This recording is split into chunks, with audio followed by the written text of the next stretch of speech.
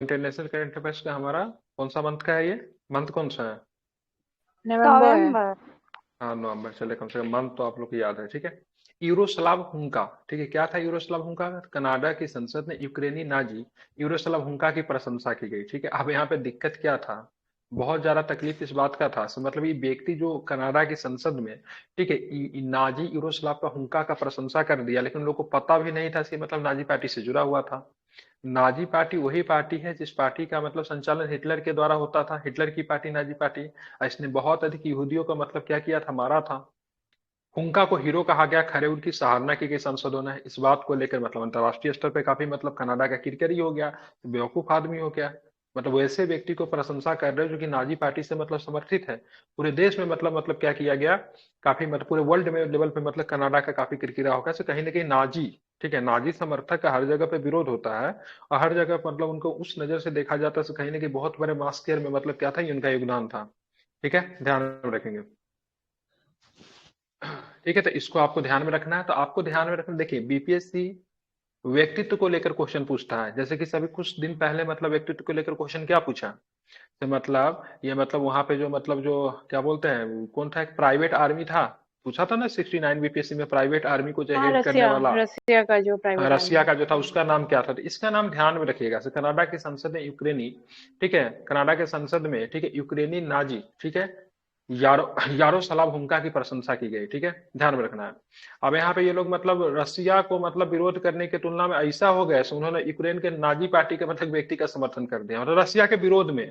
अब इतना भी ध्यान में रहेगा, से मतलब दूसरे के विरोध करने के चक्कर में एक ऐसे व्यक्ति की प्रशंसा कर रहा है जिसका मतलब वर्ल्ड स्तर पर मतलब काफी अधिक हमारा क्या हो सकता है, हमारा ये छवि को मतलब निगेटिव कर सकता है। बाद में जाके इसको मतलब माफी भी मांगा, ठीक है।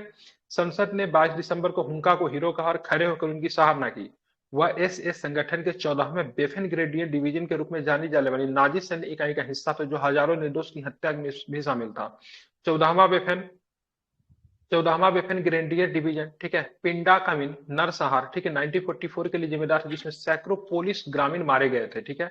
1946 में न्यूनबर्ग में अंतर्राष्ट्रीय सैन्य न्यायाधिकरण ने, ठीक है, ऐसे संगठन को एक आपराधिक संगठन घोषित किया। इसके बाद कनाडा के हाउस ऑफ कॉमन्स ने स्पीकर एंथनी टोटा ने अपने पद से मतलब क्या किया, इस्तीफा दे दिया, ठीक है। तो ध्यान में रखेंगे। तो यहाँ पे मतलब ये सारी चीजें हुई। तो इसका नाम क्या था, यारोस्लाव हुंका, जो कि एक नाजी पार्टी का मतलब क्या था, क्या बोलते हैं, संगठन, नाजी संगठन का मतलब सदस्य था, जिसका मतलब कनाडा ने प्रशंसा किया था, जिसको लेकर ये सारी विवाद निकल कर आई थी, ठीक है। नाम याद रखिएगा, यूरोस्लाव हुंका। दूसरा क्वेश्चन क्या, केविन मैकार्थी। केविन मैकार्थी क्या थे, ध्यान में रखें, इनसे भी प्रश्न बनने की संभावना है। केविन मैकार्थी संयुक्त राज्य अमेरिका के प्रतिनिधि सभा के पहले अध्यक्ष बने जिन्हें पद से हटाया गया। प्रतिनिधि सभा किसे बोलते हैं, ठीक है, वहां पे दो सभा होता है, ठीक है। एक होता है वहां के जो सभा को, इसको कॉमन्स बोलते हैं, House of Commons, sorry, House of Commons, House of Lords नहीं, तो ब्रिटेन में होता है। एक सीनेट हाउस ऑफ होता है, रिप्रेजेंटेटिव्स। हाँ, एक सीनेट होता है, क्या होता है, हाउस ऑफ रिप्रेजेंटेटिव होता है, ठीक है। तो रिपब्लिकन पार्टी से मतलब संबंधित है केविन मैकार्थी, ठीक है, संयुक्त राज्य अमेरिका के प्रतिनिधि सभा के पहले अध्यक्ष बने हैं, जिन्हें पद से हटाया गया, ठीक है। क्यों हटाया गया, क्यों लिखा है, नहीं लिखा हुआ है, ठीक है।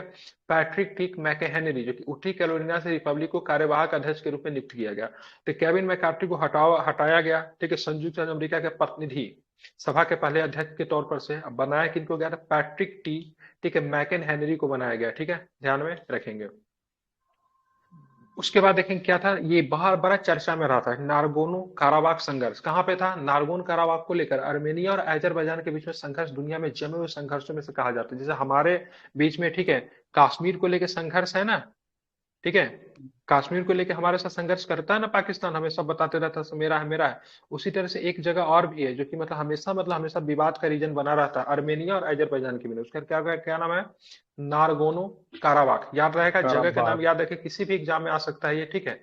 काफी जिस तरीके से हमारा जैसा रिलेशन पाकिस्तान के साथ है, वैसे ही अजरबैजान अर्मेनिया के साथ है, ठीक है। अजरबैजान की बात की, एक मुस्लिम राष्ट्र है, ठीक है, क्या है, एक मुस्लिम राष्ट्र है। अर्मेनिया की बात करेंगे तो ईसाई, ठीक है, ईसाई बहुबल, ठीक है, मतलब दोनों का धर्म की बात करेंगे तो इसका क्रिश्चियन है, इसका मतलब क्या है, इस्लाम है, ठीक है। दोनों के बीच में हमेशा संघर्ष की स्थिति बना रहता है। जो यूरोपियन नेशन हो गया, फिर बहुत सारे देश है जो बीच में मजे लेते हैं, ठीक है। अब रसिया जो ऐसे मतलब खुले तौर पर अर्मेनिया को सपोर्ट करता है, अजरबैजान को तुर्की ईरान जैसे देश से सपोर्ट मिलता है, मतलब मुस्लिम इस्लामिक देश जो इनको सपोर्ट करता है। ठीक है, समझ रहे?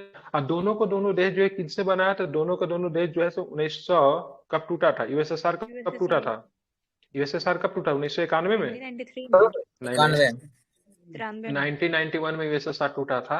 यूएसएसआर टूटा है तो 15 को देश बनते, उनमें से 2 देश ये भी थे, ठीक है। हम अर्मेनिया को हथियार भी बेचते हैं, ठीक है, ध्यान में रखेंगे। चलिए, नारगोन काराबाख के आत्मसमर्पण के बाद नारगोन काराबाख जातीय अर्मेनाई एक एनक्लेव 1 जनवरी 2023-24 को भंग हो गया। यह एनक्लेव 5 किलोमीटर लंबे लाचिन कॉरिडोर के माध्यम से, ठीक है, अर्मेनिया से जुड़ा हुआ है। अब बात करेंगे नारगोनो काराबाख की राजधानी, ठीक है, इसकी राजधानी क्या है, तो क्या नाम है इसका, स्टेपेना कट, क्या नाम है, स्टेपेना कट जो है, ठीक, इसकी राजधानी है। बिश्केक प्रोटोकॉल, ठीक है, एक अंतिम युद्ध विराम समझौता है जिस पर अर्मेनिया अजरबैजान गैर मान्यता प्राप्त, ठीक है, आर्टसक गणराज्य और रूस के प्रतिनिधियों द्वारा हस्ताक्षर किए गए थे, ठीक है। तो बिश्केक प्रोटोकॉल भी आपको ध्यान रखें 1994 में हुआ था, जो कि दोनों के बीच में संघर्ष को सुलझाने के लिए की गई थी, ठीक है। तो ध्यान में रखिएगा, पूछेगा इनमें से किस स्थान को लेकर आर्मेनिया और अजरबैजान के बीच में, ठीक है, हमेशा संघर्ष की स्थिति बनी हुई रहती है। तो जगह का नाम बस अपने ये ध्यान रख लीजिए, दुनिया भर का कहानी बंद कीजिए, जगह का नाम क्या रहेगा, नारगोनो काराबाख सर। बिल्कुल नरगो, आपको ऐसे ही पूछेगा नारगोनो काराबाख संघर्ष किन 2 देशों के बीच में, तो क्या बताएंगे, अर्मेनिया और अजरबैजान। बिल्कुल, ठीक है, ध्यान में रखेंगे, बेहतरीन, वेरी गुड, ठीक है। आगे चलेंगे, ओएससीई मिन्स्क समूह, ठीक है, अर्मेनिया और अजरबैजान के बीच बंद कर लीजिए भाई, ठीक है। अजरबैजान आर्मेनिया के बीच शांतिपूर्ण, यहाँ पे क्या था, अर्मेनिया और अजरबैजान के बीच, ठीक है, संघर्ष को शांतिपूर्ण समाधान के लिए, ठीक है, एक समूह है, ठीक है, नाम है ओएससी मिन्स्क समूह, ठीक है, ध्यान में रखेंगे। अब यहाँ पे देखिए सीटीबीटी को लेकर व्यापक परमाणु परीक्षण प्रतिबंध संधि, जिनको सीटीबीटी कहते हैं, रूस ने सीटीबीटी के अपने अनुसमर्थन को रद्द कर सकता है, ठीक है। क्या भारत ने कभी सीटीबीटी पे साइन किया था, क्या हमने सीटीबीटी को साइन किया था, नहीं। क्या क्या इंडिया ने कभी सीटीबीटी को साइन किया, इंडिया ने कभी भी सीटीबीटी पे साइन नहीं किया था, ठीक है, ध्यान में रखें, कभी भी हमने क्या, बिल्कुल ठीक है, नहीं बहुत सारे देशों ने शामिल शामिल है इसमें, लेकिन रूस बोला है कि भाई साहब हम सीटीबीटी के अपने अनुसमर्थन को रद्द कर सकता है।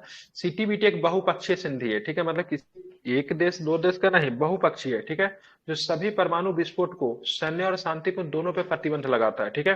कब आया था ये, तो 1996 में संयुक्त राष्ट्र महासभा के द्वारा अपनाया गया। मतलब कहा गया से भाई साहब जो भी देश ने परमाणु हथियार बना लिया तो बना लिया, ठीक है, लेकिन अब कोई नहीं बनाएगा, ठीक है, समझ रहे हैं ना, सर बन गया पहले जो बन गया, अब कोई नहीं बनाएगा, ठीक है। 18 देशों ने, ठीक है, ध्यान में रखें, 18 देशों ने अभी तक अनुमोदन नहीं किया है। रूस ने 2000 में इसका अनुमोदन किया, अमेरिका ने अभी भी ऐसा नहीं किया। संधि अभी तक लागू नहीं है। भारत, पाकिस्तान, उत्तर कोरिया ने न तो हस्ताक्षर किया नहीं इसकी पुष्टि की है। भारत तो बोल रहा है भाई साहब हम तो नहीं साइन करने वाला है, ठीक है। नेहरू जी की 2003 में काफी विवाद उठा था, ठीक है, मनमोहन सिंह की सरकार पे बड़ा प्रेशर था इसको साइन करे। भारत ने बोला तुम कैसे साइन करे, ठीक है, हमारा बगल में पाकिस्तान परमाणु बम बना के बैठा हुआ है, चाइना परमाणु बम बना के बैठा हुआ है, हम अगर सीबीटी पे साइन कर देंगे तो क्या गारंटी है, इसका मतलब ये लोग साइन करने के बाद नहीं बनाएंगे। हम तो गारंटी दे सकते हैं क्योंकि हम एक सोशल स्टेट है, ठीक है, लेकिन चीन का क्या गारंटी है, पाकिस्तान का गारंटी, ये लोग भी तो नहीं किया है ना, ठीक है। चीन शायद कर चुका है सीटीबीटी पे, शायद चीन साइन है, पाकिस्तान ने नहीं किया, ठीक है, ध्यान में रखेंगे। तो ध्यान में रखेंगे तो ये सारे चीजों को लेकर, ठीक है, भारत जो है हम दोनों दुश्मन राष्ट्र से घिरे हुए, इसलिए हमने भी साइन अभी तक नहीं किया, ठीक है। इसमें क्या होगा, सीटीबीटी पे साइन करने के बाद, ठीक है, कोई भी देश जो है से अपने लिए परमाणु हथियार नहीं बना सकता है, ठीक है, ध्यान में रखेंगे, समझ रहे हैं ना। तो अमेरिका ने कहा भी था ठीक है आपको जो आवश्यकता होगी हम देंगे, ठीक है, लेकिन समझ रहे हैं ना अमेरिका कब देगा नहीं देगा पता है कि नहीं आपको, ठीक है, उसके बाद तो भरोसा नहीं किया जा सकता है। हाँ हाँ, क्या एनएसजी का मेंबर है, न्यूक्लियर सप्लाई ग्रुप्स का, उसमें तो मतलब भारत नहीं है, दोनों भारत नहीं उसका मेंबर, ठीक है। सीमित इसीलिए तो नहीं देने जाता है ना, सीटीबीटी पे साइन करेगा उसके बाद ही सबका बन भी सकता है। सीमित परमाणु चाइना नहीं बनने दे रहा है ना। सीमित परमाणु परीक्षण प्रतिबंध संधि एलटीबीटी, ठीक है, 1963 में आई थी। परमाणु अप्रसार संधि की बात की 1968 में आई थी। थ्रेशोल्ड टेस्ट प्रतिबंध की बात करेंगे तो 1974 का। ये सारे परमाणु से संबंधित है, लेकिन आपको ध्यान में इतना ही रखे किस देश ने भी हाल फिलहाल में, ठीक है, सीटीबीटी के, ठीक है, सीटीबीटी का मतलब जो था अनुसमर्थन को रद्द कर सकता तो कौन सा देश है, तो ध्यान में रखिएगा, रसिया। रसिया, ठीक है। रसिया तो कभी सुनने कभी, में आया था रसिया अभी कि G7 जो आप देख रहे हैं ना, G7 जी देख रहे सर। हैं ना, कभी G8 था, ठीक है। G8 का भी मेंबर हुआ करता था रसिया, ठीक है। लेकिन यूक्रेन पे हमला किया था, दो यूक्रेन बोल रहे हैं, क्या बोलते हैं उसको, क्रीमिया पे अटैक किया था। जैसे अभी यूक्रेन को किया है ना, उसे क्रीमिया पे भी अटैक किया था, वो यूक्रेन का ही पार्ट हुआ करता था क्रीमिया, ठीक है। इस पे अटैक किया था 2014 में, उसके बाद से मतलब क्या हुआ था, इसको G8 से निकाल दिया गया था, ठीक है। हाँ बोलिए, क्या शायद बोल रहे थे। अभी रसिया सर किसी संधि से भी हटा है सर, यानी अपना इस्तीफा दिया, रद्द किया, शायद यही था कि कोई और था, पता नहीं। बता दे रहा हूँ, हटा से है आई किसी थिंक से, ना, किसे। इंटरनेशनल स्पेस से। हाँ, इंटरनेशनल स्पेस से भी निकल गया है, ठीक है। सब मिल के बना रहा था नो, तो वहां पे मतलब सबके झंडा को उसने बाहर कर दिया था, ठीक है। मतलब बन रहा था उससे, मतलब बाहर हो गया, बोला हम खुद बनाएंगे, ठीक है। ऑपरेशन जी अल सर। अस्का स्ट्रॉम, जानते हैं इसके बारे में, काफी चर्चा में है। आतंकवादी समूह हमास ने ऑपरेशन अल अक्सा स्ट्रॉम के तहत इजरायल पर बहुमोर्चा हमला किया। क्या भारत जो है हमास को आतंकवादी समूह मानती है? नहीं भारत मानती हमास हूँ। को नहीं मानती है, ठीक है। ध्यान में रखिए, भारत आतंकवादी समूह को लेकर, अभी हमास को लेकर उन्होंने नहीं माना है, ठीक है। ध्यान में रखेंगे। रीजन क्या है, बहुत सारा रीजन है इसके पीछे, आईआर के क्लास में देखेंगे, हालांकि आईआर आपके लिए उतना जरूरत है नहीं, ठीक है। तो यहाँ पे आतंकवादी समूह हमास ने ऑपरेशन अलक्सा स्ट्रॉम के तहत इजरायल पे बहुमोर्चा हमला किया। अब यहाँ पे क्या था, यहाँ पे एक चल रहा था, एक समारोह चल रहा था, एक पर्व जैसा था, ठीक, जिसको बोलते हैं शिमचेट टोरा, याद रखिएगा। क्या था ये, सिमचेट टोरा, ठीक है। यहूदी संगीत समारोह पे आक्रमण शुरू हुआ। कुछ पर्यवेक्षकों ने इसे तीसरा तीसरा इंतिफादा कहा, हिला देना, ठीक है। क्या बोला है, तीसरा इंतिफादा, क्या बोला इसको, तीसरा इंतिफादा कहा। वेस्ट बैंक और गाजा से इजरायल की उपस्थिति के खिलाफ फिलिस्तीनियों का विद्रोह है। जिकिम, सेडरोट, ठीक है, ओफामिम, इजरायली शहरों पे हमास ने हमला किया। कौन कौन, जिकिम, सेडरोट, ओफाकिम पे इजरायली शहर, इन पे मतलब क्या हुआ, हमला किया। बात करें हमास के, माइक इनका क्यों कर रहा है इतना, अगर नहीं बोल रहा है तो माइक बंद करके रखिए, बोलिए फिर बंद कर लीजिए, इको हो रहा है कंटिन्यू। हमास की सैन्य शाखा की बात के नेता का नाम क्या है, तो ध्यान में रखिए, मोहम्मद देव, क्या नाम है इनका। डैब, हाँ, मोहम्मद डैब मोहम्मद सर। देव की बात करें, हमास की सैन्य शाखा के नेता है। अब यहाँ पे ध्यान में रखिएगा, ऑपरेशन अलक्सा स्ट्रॉम की बात करेंगे, ठीक है, किनके द्वारा चलाया गया, हमास के द्वारा चलाया गया, ठीक है। कौन सा चल रहा था, तो सिमचे टोरा, सिमचे टोरा क्या होता है, ये यहूदी का एक संगीत समारोह था, उसमें चल रहा था, ठीक है। इसे तीसरा इंतिफादा कहा गया, मतलब तीसरी इंतिफादा, इंतिफादा का मतलब हिला देना, ठीक है। मतलब काफी तगड़ा था, लगभग बोलते हैं ना, लगभग 5,000 रॉकेट दागे गए थे, ठीक है। जी सर। इजराइल का लौह गुबंद क्या था, इजराइल की आयरन डोम एंटी मिसाइल, ठीक है, आयरन डोम एंटी मिसाइल, ठीक है। देखिए लौह गुबंद लिखा हुआ है, मिसाइल प्रणाली ने 7 अक्टूबर गाजा पट्टी से लॉन्च किए गए रॉकेट को रोक दिया, ठीक है। आयरन डोम एक कम दूरी की, जमीन से हवा को मार करने वाली वायु रक्षा प्रणाली है, ठीक है। एयर डिफेंस सिस्टम है, ठीक है। भारत के पास कौन सा एयर डिफेंस सिस्टम है, जो कि एस फोर रशिया से हमने हंड्रेड बाय सर। किया है। एस फोर बिल्कुल, हंड्रेड S-400 जो है भारत के पास, क्या है, एयर डिफेंस सिस्टम है, ठीक है। यहाँ पे इजराइल के पास क्या है, आयरन सर, डोम, इसका क्या है, नाम आयरन चेंज कर डोम है। दिया गया ना सर। क्या रख इसका दिया नाम गया? इधर इसका नाम इधर चेंज कर दिया गया, शायद सुदर्शन के कुछ चेक चेंज किया गया है। भारत ने अपना भी एक एयर डिफेंस सिस्टम लॉन्च किया है, ठीक है। आप तो वो तो नहीं बता रहे हैं, नहीं नाम हम सर, भूल एस रहे हैं, फोर लेकिन इंडिया ने हंड्रेड को अपना भी लॉन्च किया। इसको चेंज किया है सर नाम। हो सकता है, नहीं पता मुझे, एक बार देख लीजिए, गूगल कर लीजिए, ठीक है।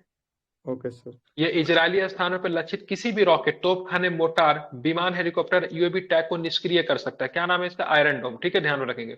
इसकी उत्पत्ति 2006 में इजरायल लेबनान युद्ध के समय हुई, जब हिजबुल्लाह ने इजरायल में हजारों रॉकेट दागे, ठीक है। ध्यान में रखेंगे। इसे 2011 में तैनात किया गया, ठीक है। किसके द्वारा विकसित है, राफेल एडवांस सिस्टम और इजरायल एरोस्पेस इंडस्ट्री के द्वारा इसको विकसित किया गया, ठीक है, आयरन डोम को। अब हमास और हिजबुल्लाह के बारे में बात करेंगे, हमास की बात करेंगे, तो ध्यान में रखिएगा, हमास की बात करेंगे तो 7 अक्टूबर को फिलिस्तीनी उग्रवादी समूह हमास ने इजरायल पर विनाशकारी हमला किया। कब किया, 7 अक्टूबर को किया, ठीक है। हमास के बारे में जान लेते हैं, ठीक है। तो हमास की स्थापना जब हुई थी 1987 में हुई थी, ठीक है। कौन थे इसके संस्थापक हमास के, तो शेख अहमद यासीन की बात करेंगे, इसके संस्थापक थे, कौन थे, तो शेख शेख अहमद यासीन की अहमद बात करेंगे, इसके यासीन। संस्थापक थे, ठीक है। ध्यान में रखेंगे।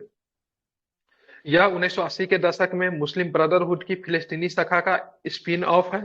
हमास ने 2006 के चुनावों में अपने प्रतिद्वंदी राजनीतिक दल फतह को हराने के और गाजा पट्टी पर कब्जा कर लिया। संयुक्त राज्य अमेरिका और यूरोपीय संघ ने हमास को एक आतंकवादी संगठन किया है, जो कि भारत ने नहीं किया, यही बात मैं आपको पहले बता दिया हूं, ठीक है। हमास एक आतंकवादी संगठन अकॉर्डिंग टू यूरोपियन संघ और संयुक्त राज्य अमेरिका, लेकिन भारत ने अभी तक, ठीक है, इसके लिए किसी भी तरह का स्टांच नहीं लिया है, ठीक है। बात करेंगे, वेस्ट बैंक पर शासन करने वाले फतह ने हिंसा को त्याग त्याग कर दिया है। ओस्लो, ठीक है, ओस्लो ओस्लो वन समझौता 13 सितंबर 1993 इस बात पर इजरायली प्रधानमंत्री, ठीक है, यात्जाक राबिन और फिलिस्तीनी लिबरेशन ऑर्गेनाइजेशन पीओले के, ठीक है, वार्ताकार महमूद अब्बास के बीच वाशिंगटन डीसी यूएसए में हस्ताक्षर किए गए। ओस्लो दो समझौता 1995 में हुआ, इस पे ताबा मिशन में हस्ताक्षर किए गए, ठीक है। तो ओस्लो शांति समझौता 1993 में हुआ था फिलिस्तीन और क्या इजराइल के बीच में, ठीक है। और यहाँ पे ओस्लो दो की बात की 95 में, तो 93 और 95 आपको याद रखना है, ठीक है। 93 में जो हुआ था वहां पे मतलब इजराइल की तरफ से कौन थे, यात्जिक राबिन, क्या नाम था उनका, इत्जिक इत्जाक राबिन, क्या नाम था, इत्जाक राबिन, ठीक इत्जाक है, राबिन ध्यान में सर। रखें, ठीक है। हाँ बिल्कुल, ठीक है। अब गूगल किए सर S400 का सुदर्शन ही नाम चेंज किया है। सुदर्शन, ठीक। जी सर, सुदर्शन। चलिए अब आते हैं हिजबुल्लाह के बारे में जानते हैं। तो जैसे आपने हमास ने बताया फिलिस्तीनी आतंकवादी संगठन, उसी तरह ठीक है लेबनान में स्थित एक शिया मुस्लिम, ठीक है, राजनीतिक दल और उग्रवादी संघों की बात करेंगे तो हिजबुल्लाह, इसकी स्थापना कब हुई थी, तो 1975 में हुई थी। कहाँ का है हिजबुल्लाह, कहाँ का है, तो लेबनान का है। कहाँ का है, लेबनान का है, ठीक है। हिजबुल्लाह जो है इसे सपोर्ट करता है, तो हमास को सपोर्ट करता है। ये ईरान के प्रोक्सी के रूप में कार्य करता है। प्रोक्सी समझते हैं ना, इसका सबसे बड़ा हितैषी है, ठीक है। प्रोक्सी जो होता है समझ लो, जैसे मान लीजिए हम खुद लड़ नहीं रहे आपसे, ठीक है, जी लेकिन सर। हमने अपने किसी समर्थक से आपको उलझा दिया, ठीक है, समझ रहे हैं ना, हम उसको पीछे से सपोर्ट किया, इसको प्रोक्सी वार कहते हैं, ठीक है।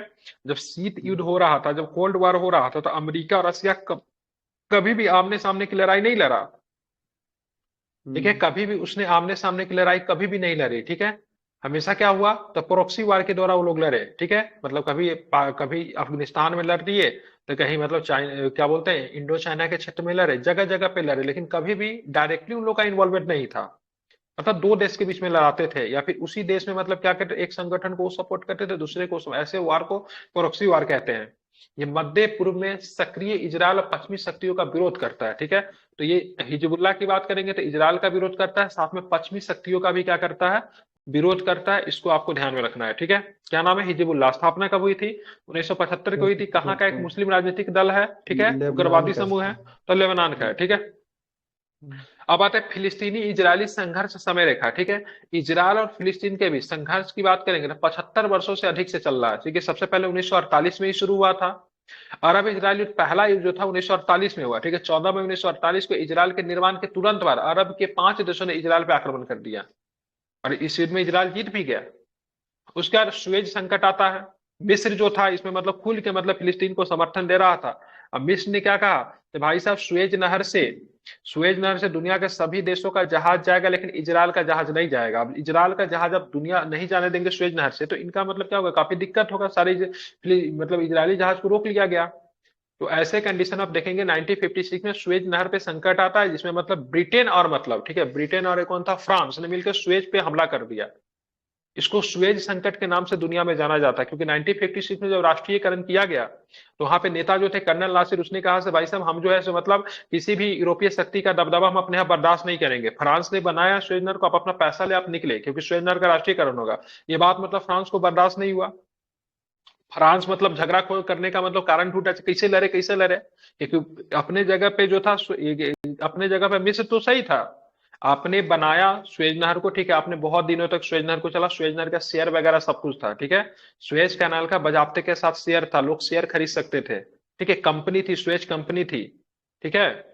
तो इस पे क्या था, मुख्य रूप से इजरायल का अधिकार था, और इजरायल बोल रहा हूँ, ठीक है, फ्रांस का अधिकार था, और मुख्य रूप से ब्रिटेन का, दोनों मिलकर चलाती थी। लेकिन वहां पे एक बड़ा नेता निकलता है, कर्नल नासिर, ठीक है, जो कि गुट निरपेक्ष आंदोलन के भी बड़े नेता थे। वो आए तो बोले सो भाई साहब सुएज नहर जो है सिर्फ फ्रांस का और ब्रिटेन का धरती पे नहीं है, अब सारा देश आजाद हो गया, तो सुएज को भी ये लोग आजाद करें। लेकिन फ्रांस छोड़ना नहीं चाहता था, लेकिन सुएज का राष्ट्रीयकरण करके फ्रांस को जब बाहर निकाला गया, तो फ्रांस इस बात से बहुत दुखी, बदला ले तो कैसे ले।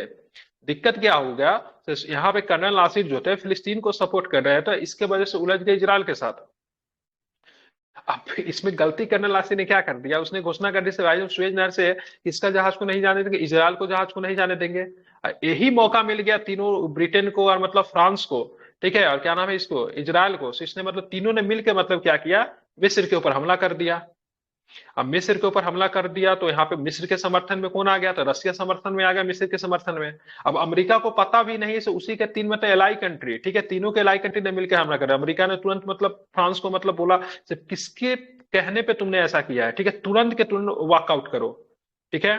अब दिक्कत यहाँ पे ये हो गया मतलब इसी बात से लेकर ब्रिटेन में भी काफी, वहां पे ब्रिटेन का पाउंड का वैल्यू इतना गिर गया था, ठीक है, मतलब यहाँ पे मतलब पाउंड को बैकआउट करने की मतलब पाउंड को वाइकआउट करने की मतलब धमकी दी की थी ब्रिटेन के, सॉरी, यूएसए के द्वारा। अब पाउंड का वैल्यू बहुत ज्यादा गिर गया, तो सबसे पहले ब्रिटेन वॉकआउट किया।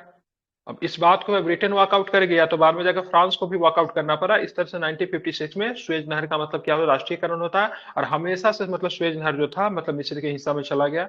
ठीक है, ये सारी कहानी थी सुएज संकट। ठीक है, तो इजराइल को बहाना मिला, और इजराइल को बहाना को देखते हुए फ्रांस और ब्रिटेन ने मतलब क्या किया, तो उसमें मतलब क्या किया, हमला कर दिया। इसको सुएज संकट के नाम से विश्व में जानते हैं।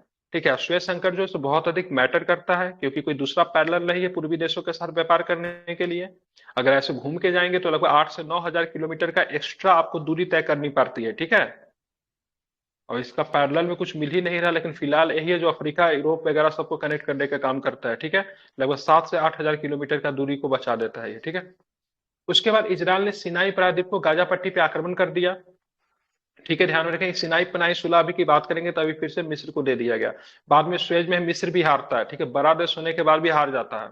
6 दिवसीय 1967 को इजराइल ने गाजा पट्टी और सिनाई प्रायद्वीप पर नियंत्रण हासिल कर लिया। सिनाई प्रायद्वीप की बात करें किसके हिस्से में था, तो ये मिस्र के हिस्सा में था।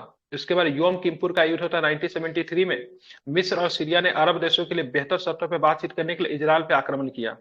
ठीक है, दिसंबर 1987 में फिलिस्तीनियों ने इजराइल के खिलाफ पहला इंतिफादा, ठीक है, इंतिफादा नागरिक विद्रोह शुरू किया। पहला जो था 1987 में हुआ था, अभी हाल फिलहाल में जो हुआ उसको तीसरा इंतिफादा कहा गया, क्योंकि दूसरे इसे मुस्लिम ब्रदरहुड के सदस्यों हमास की स्थापना की थी। ठीक है, यही 1987 में ही की थी। फिलिस्तीनी एक बहुत बड़े नेता हुआ करते थे, यासिर अराफात। ठीक है, वो मतलब फिलिस्तीनी, उनको नोबेल पुरस्कार भी दिया गया था यासिर अराफात को, गूगल करेंगे तो मिल जाएंगे। ठीक है, बहुत बड़े फिलिस्तीनी नेता थे। वो मतलब शांति के समर्थक थे, वो शांति करवा भी देते हैं, लेकिन मतलब जब उनकी मृत्यु होती है तो उसकी के बाद 1987 में ही फिलिस्तीनी हिमास का स्थापना हो जाता है, जो कि शांति चाहता ही नहीं है। ठीक है, नहीं चाहता फिलिस्तीन में शांति, ये चाहता है इजराइल का विनाश हो। ठीक है, जो कि संभव है नहीं, क्योंकि इजराइल तो एक तरह से देखेंगे यूएसए का अम्ब्रेला स्टेट है, क्योंकि हमेशा इजराइल हमेशा मतलब यूएसए चाहता है ते, ठीक है, अरब नेशन में हमेशा मतलब वहां पे मतलब मिडिल ईस्ट में हमेशा अशांति बना हुआ रहे।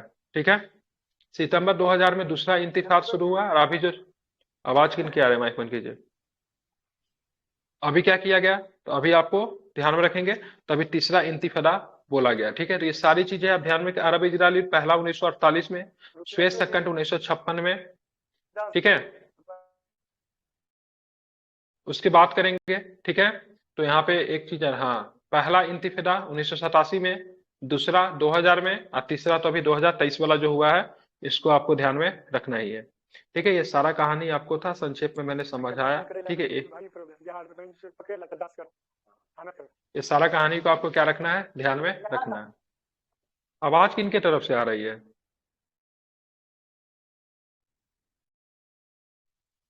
समझ गए?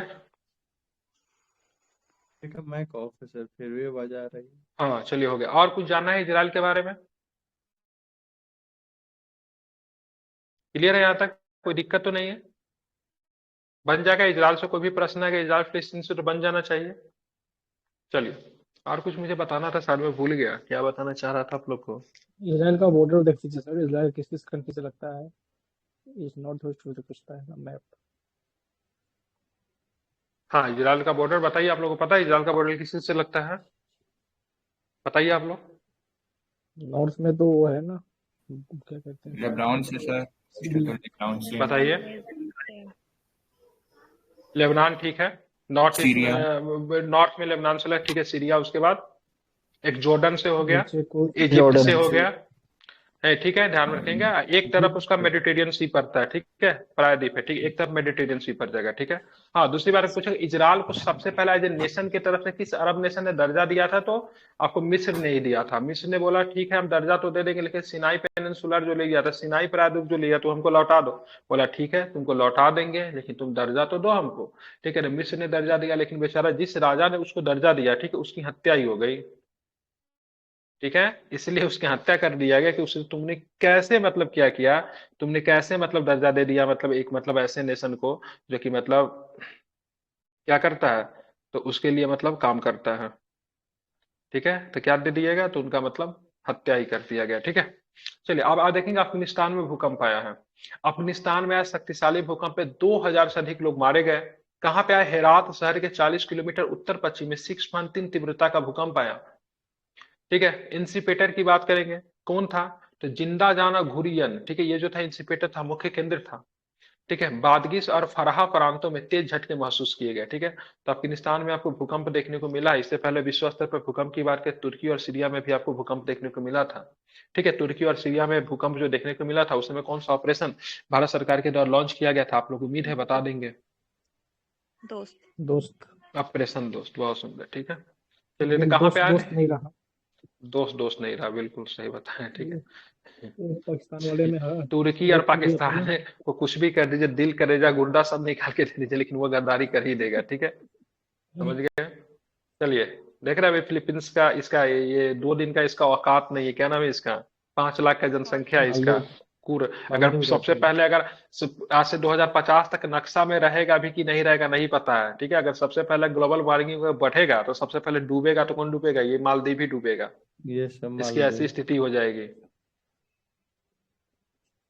मालदीव डूबेगा तो कहाँ जाएगा? भारत का ही ना आएगा, वहां का नागरिक कहाँ जाके रहेगा? ये सब तो भारत में भारत आएगा। जाएगा, ऑस्ट्रेलिया जाएगा, ऑस्ट्रेलिया उसको लेगा नहीं, भारत ही चाइना भी आएगा। नहीं लेगा सर। और मतलब मोदी जी को क्लाउन जोकर बोला था, बताइए। उसके बाद उसको हटा दिया गया। इजराइल का कठपुतली भी बोला गया है सर। हाँ, 25,000 होटल, फ्लाइट वगैरह सब कैंसिल हुआ है वहां पे। हम्म। अब उसको हालत देखिए, कुछ खराब हो चीजें गया। होती है ना, हमारे सर का दर्द होता है। ठीक है, उसको हटा भी नहीं सकते। नहीं तो ये लोग का कौन पूछने जाता? नेपाल, इजराइल, ये सब हमारा सर का दर्द है, श्रीलंका सर का दर्द है। इतना ना बढ़िया स्ट्रेटेजिक लोकेशन पे है। अगर हम लोग इसको पूरी तरह से बाइकआउट कर दें तो चाइना के गोद में जाकर बैठ जाएगा, फिर हमारे लिए दिक्कत होगा। इसी का ये गधा लोग फायदा उठाता है। एगो गांव देहात में कहावत है, बन के गिद्दर जइहन कहाँ। ठीक है, वही है। ठीक है, बीच में फायदा उठाते, तुम नहीं मदद करोगे तुमको चाइना मदद कर देगा। चाइना तुम्हारे लिए सबसे बड़ा मेन शर्त। बात वही है, मेन बात वही है। वही दिक्कत है। श्रीलंका का जो भी हाल नहीं हुआ तो इन लोग को सस्ता है, कौन पूछेगा? चाइना ही हाँ, था। बिल्कुल। अभी ठीक भी है, लेकिन वही है। एक समय तक क्या ना, हम्बन टोटा बंदरगाह पे 100 साल के लिए, 99 साल के लिए लीज पे ले रखा है।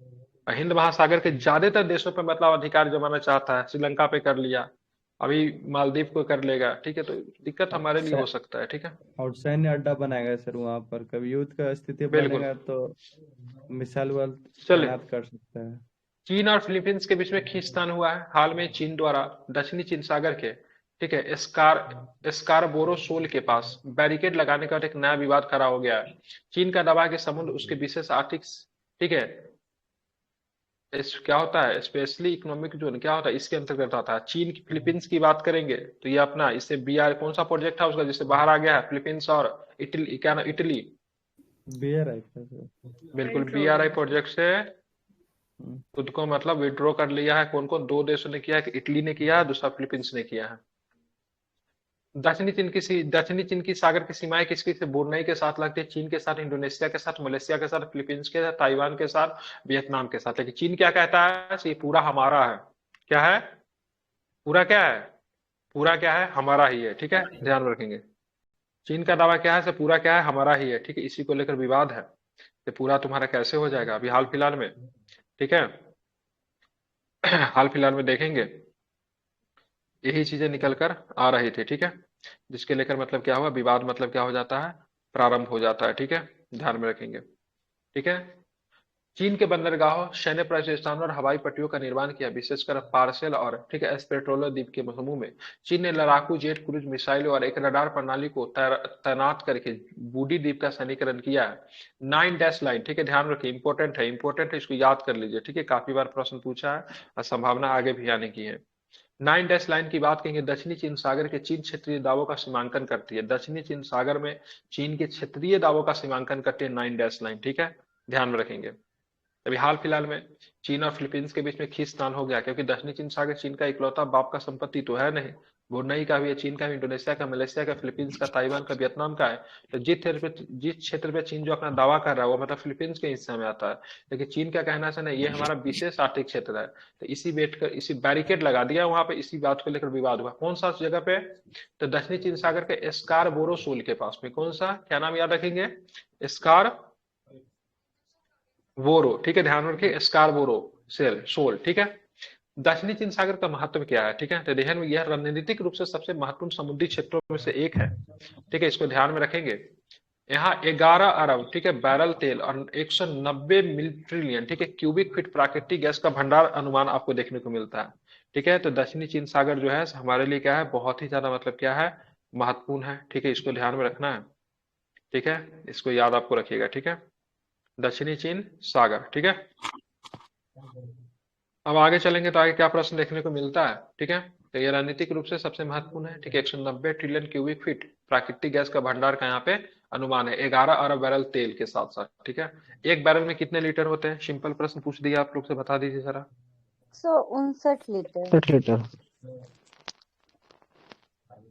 कितने होते हैं, 159 लीटर होता है। एक बैरल में कितना होता है, तो ध्यान में रखिएगा 159 लीटर होता है, ठीक है। कितना होता है एक बैरल में, 159 लीटर होता है, ठीक है, इसको आपको ध्यान में रखना है, ठीक है। 159 ना सर? हाँ 159, 159 ही होता है, 169 नहीं होता है, ठीक है, 69 समझ हो गया जाएगा। क्या, 169, हाँ 69 हो जाएगा। चलिए, कम से कम इतनी तो जानकारी है। आगे चलेंगे, लिपुलेख डेरा की बात करेंगे, सॉरी यहाँ पे ऊपर आ गया, ठीक है।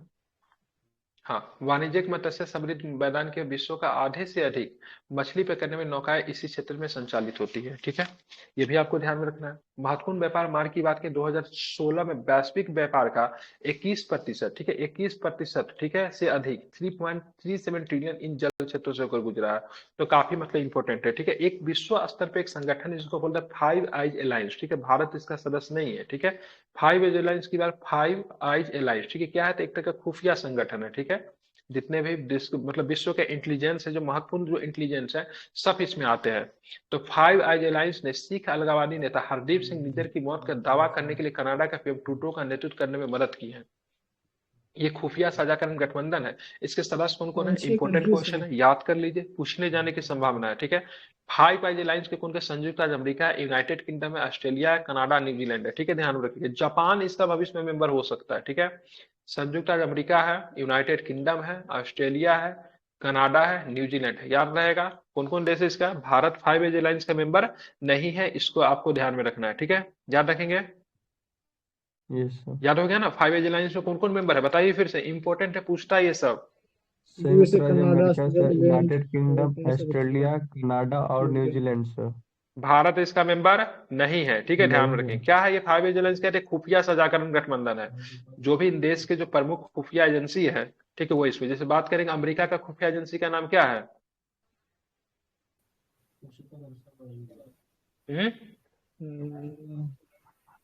FBI सी सर, आई नहीं, CIA, ठीक है, क्या है, FBI नहीं, CIA, CIA, ठीक है, क्या बताएंगे, CIA, ठीक है। और यूनाइटेड किंगडम का, यूके का,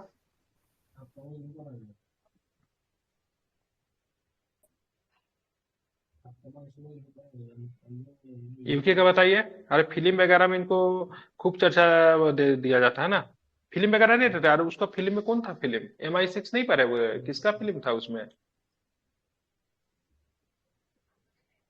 जो खुफिया का स्टोरी दिखाता था, खुफिया वाला फिल्म किसका बना हुआ है, वो खुफिया के टेंस मतलब कौन सा जासूसी है? वाला, जेम्स बॉन्ड वाला फिल्म नहीं जेम्स। देखा था, MI6 का एजेंट हुआ करता था ना वो, ठीक है। तो CIA अमेरिका का है, ठीक है। MI6 की बात करेंगे तो ब्रिटिश का है। भारत का रॉ है, पाकिस्तान का ISI है, कोई काम का नहीं है, ठीक है। इजराइल का मोसाद है, ठीक है। ऑस्ट्रेलिया का भी मुझे याद है, कनाडा न्यूजीलैंड का याद नहीं है, ठीक है। चलिए यहाँ पे देखें, BAPSC स्वामी नारायण अक्षरधाम का मंदिर, तो ये भारत के बाहर सबसे बड़े हिंदू मंदिर का उद्घाटन किया गया, कहाँ पे किया गया, दूसरे, सॉरी, भारत के बाहर सबसे बड़े हिंदू मंदिर, ये आई थिंक दूसरा होगा, ठीक है, भारत के बाद दूसरा सबसे बड़ा, ठीक है, जरा इसको सुधार कीजिएगा। कहाँ पे किया गया, तो स्वामी हाँ, नारायण अक्षरधाम की मंदिर, न्यू जर्सी संयुक्त अरब अमीरात में किया गया, ठीक है। अगर पूछेंगे भारत के बाहर सबसे बड़ा मंदिर की बात करें, कंबोडिया में भारत के बाहर सबसे बड़ा मंदिर आपको देखने को मिलेगा, ये दूसरा नंबर का सबसे बड़ा मंदिर होगा, ठीक है। किस हमको देवता को बार कम समर्पित हुई। है, हाँ बिल्कुल, ठीक है, ये स्वामी नारायण, ठीक है, स्वामी नारायण जी को समर्पित है। ये न्यू जर्सी अक्षरधाम मंदिर विश्व स्तर पर तीसरा ऐसा सांस्कृतिक परिसर है जिनका मतलब तीसरा है, पहला की बात करेंगे तो गुजरात में, या दूसरा दिल्ली में, ठीक है। तो अक्षरधाम मंदिर की बात करेंगे, दो जगह पर आपको देखने को मिलता है, ठीक है। एक आपको गुजरात में आपको देखने को मिलता है 1992 में, दूसरा 2005 मंदिर में भी, ठीक है, सांस्कृतिक परिसर है, ठीक है। तीसरा कहाँ पे चला गया? तो तीसरा आपको कहाँ पे? तो न्यू जर्सी, संयुक्त अरब अमेरिका में, ठीक है। और कौन से अक्षर मंदिर पे? दिल्ली के अक्षर मंदिर पे या फिर गुजरात के अक्षर मंदिर पे आतंकवादी हमला हुआ था? अक्षरधाम मंदिर पे भी गुजरात वाले बम पे विस्फोट भी हमला हो चुका है, ठीक है। कहाँ पे हुआ था? गुजरात में। तो गुजरात गुजरात। वाले पे। गुजरात वाले पे हुआ था? श्योर है आप लोग?